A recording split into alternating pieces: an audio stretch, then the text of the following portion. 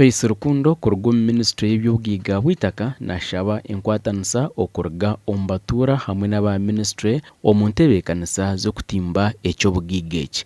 Ikizibu cyatureta mu Buhweju no kugamba n'abantu tukabegesa kintu kiba kweta nuclear amashinyarazi agakuba kweta nuclear tugakora tuta kandi nitwetaga kikuranga amashinyarazi aga twagakora.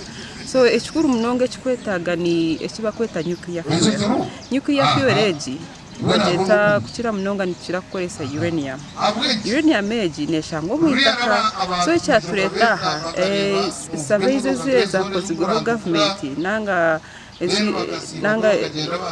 studies zakozigweho zikereka ati uranium neshango mu bitundu byingi nangwa muri Uganda na Buhweju neshanga mu districts zikwingana nk'17 kandi Buhweju eri among those districts.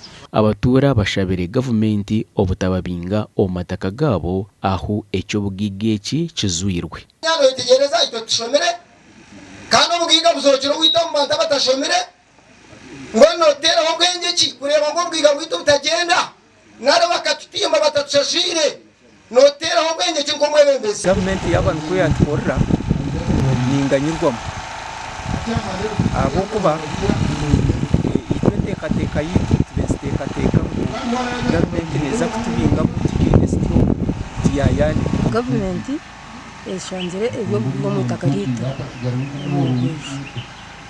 bagira ngo baterezamo esente nituvuga kuko bagamba ukubana bagamba nimbasaganyirwa mu bande ka mwanya gwanje.